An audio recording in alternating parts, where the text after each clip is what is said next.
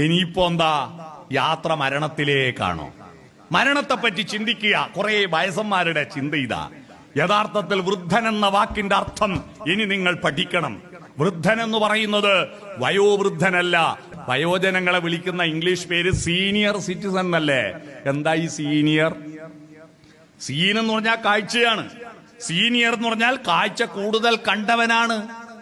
Senior citizen എന്ന് പറഞ്ഞാൽ ഒരുപാട് കണ്ടവർ, ഒരുപാട് അനുഭവിച്ചവരാണ്. ഈ അനുഭവത്തിന്റെ പക്വത ഉപയോഗിച്ചുകൊണ്ട് നിങ്ങളുടെ ഭാവി ജീവിതത്തെ സർഗാത്മകമാക്കണം. ഇനിയുള്ള സായാന്തനത്തിലുള്ള സൂര്യന് സായന്തനമാണ് സുന്ദരം അല്ലേ? ആ ഒരു ചുവപ്പുണ്ട്, ആ ഒരു ആർദ്രതയുണ്ട്. അതുകൊണ്ട് ഇനിയുള്ള കാലം എത്ര വയസ്സുവരെ ജീവിക്കട്ടെ, ഇനിയുള്ള കാലം രസകരമാക്കുക. അല്ലാതെ ഇനി എന്തെല്ലാം പോക്കാപ്പാ, എന്ത് സുഖം, എന്താ എങ്ങനെയുണ്ട് ആരോഗ്യം, എന്ത് സൂക്കേട്, എന്ത് ആരോഗ്യം, എപ്പം നോക്കിയാലും പനി ചീനി, ഇങ്ങനെ സ്ഥിരം സൂക്കേട് പറയുന്നവരെ ഒരിക്കലും സൂക്കേട് വിട്ടുപോവില്ല. രോഗത്തെ നിങ്ങൾ പരിഗണിക്കും പോലെ ആ രോഗം നമ്മളെ കൂടെ നടക്കുക. രോഗം മനസ്സിനാണ്. ആ മനസ്സ് സന്തോഷപ്രദമാക്കുക, ആർദ്രമാക്കുക. എങ്ങനെ മനസ്സ് സന്തോഷപ്രദമാക്കും? അതിനുള്ള മാർഗങ്ങൾ എന്താ? അതിന് എത്രയെത്ര മാർഗങ്ങൾ നമ്മുടെ മുമ്പിലുണ്ട്. ഒന്ന് പ്രധാനം നിങ്ങളുടെ സമ്പത്താണ് അല്ലെ? പൈസ ഉണ്ടോ? സന്തോഷമുണ്ട്. പക്ഷെ പൈസ ഉണ്ടായിട്ട് സന്തോഷം ഉണ്ടാവില്ല. ആ പണം എങ്ങനെ ഉപയോഗിക്കുന്നു എന്നുള്ളതാ. ഞാൻ ഈ പെൻഷൻകാരോടെല്ലാം സമ്മേളനത്തിൽ പറയാറുണ്ട്, നിങ്ങളെ പെൻഷന്റെ പൈസ ഉണ്ടല്ലോ, മര്യാദയ്ക്ക് ഒരു കുപ്പായ ഇടൂല. ഇപ്പൊ പൊന്നാടി അണിയിച്ചതും അട്ടിയിട്ട് ആടെ വെക്കൂ. ചില വീട്ടിലില്ലേ ഈ പ്രൈസ് കിട്ടിയ പ്ലേറ്റും ഗ്ലാസും മറ്റേ കപ്പെല്ലാം ഉണ്ടാവും അലമാരയിൽ അട്ടി വെച്ചിട്ട്, ആരെങ്കിലും പുറത്തുനിന്ന് വന്നാൽ കൊടുക്കാൻ വേണ്ടിയിട്ട്, ചായ കൊടുക്കാൻ വേണ്ടിയിട്ട്. എന്നിട്ട് നമ്മൾ വീട്ടിൽ ആരാന്റെ വൃത്തികെട്ട പഴയ കുപ്പി പിന്നെ സ്റ്റീലിന്റെ ഗ്ലാസ് ചായ കുടിക്കും. ആടെ ആരും വരാനില്ല. നിങ്ങളുടെ വീട്ടിലെ VIP നിങ്ങളാ. അവിടത്തെ ഏറ്റവും നല്ല പാത്രങ്ങളിൽ ഭക്ഷണം കഴിക്കുക, ഏറ്റവും നല്ല വസ്ത്രങ്ങൾ. വീട്ടിലിരുന്നാലും വേടിയും പോകുന്നുണ്ടെങ്കിൽ മാത്രം ഇടേണ്ടതാണോ നല്ല ഡ്രസ്സ്? വീട്ടിലിരിക്കുമ്പോ പിന്നെ വീട്ടിൽ നിന്ന് എന്താ നല്ല ഇട്ടാല്? ഇങ്ങനെ നമ്മളെ വീട്ടിൽ നിന്ന് വസ്ത്രം ധരിക്കുന്നത് മറ്റുള്ളവരെ കാട്ടാനല്ല. നിങ്ങളുടെ വീട് വൃത്തിയാക്കുന്നത് നാട്ടുകാരെ കാണിക്കാനല്ല, എന്റെ സംതൃപ്തിക്കാൻ. നമ്മൾ കുളിച്ചു കഴിഞ്ഞാൽ നമുക്കൊരു സംതൃപ്തിയില്ലേ? നമ്മൾ നല്ല വസ്ത്രം ധരിച്ചാൽ നമുക്കൊരു സംതൃപ്തിയില്ലേ? അതുകൊണ്ട് നല്ലതെല്ലാം എടുത്തണിയുക.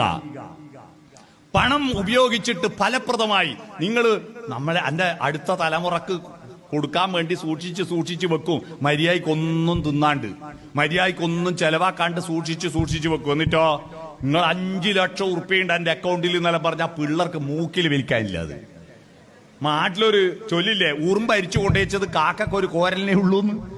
പിള്ളേർക്ക് ഇതൊന്നും വലിയ പൈസയല്ല. അതുകൊണ്ട് അവർക്ക് വേണ്ടിയിട്ട് നിങ്ങൾ നശിപ്പിക്കണമെന്ന് ഞാൻ പറയുന്നില്ല.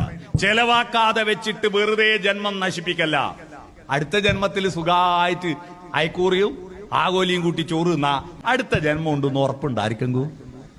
ഇതുവരെ ഒരു പള്ളിയിൽ അച്ഛനും ഉസ്താദും സ്വാമിയും മരിച്ചിട്ട് ആടെ പോയിട്ട് ഈടെ ഇങ്ങനെയാന്ന് വാട്സപ്പിൽ അയച്ചു തന്നെ. നമുക്ക് മരിച്ചു കഴിഞ്ഞാൽ എന്താന്ന് ഇതുവരെ ഒരാൾക്ക് ഒരു പിടിയുമില്ല. ഈടെന്ന് ഊഹം വെച്ചടിച്ചു വിടുന്ന. ആകാശത്ത് അത്ര നക്ഷത്രം ഉണ്ടെന്ന് അറിയാം നിങ്ങൾക്ക്? 48,37,23,412 നക്ഷത്രമുണ്ട്.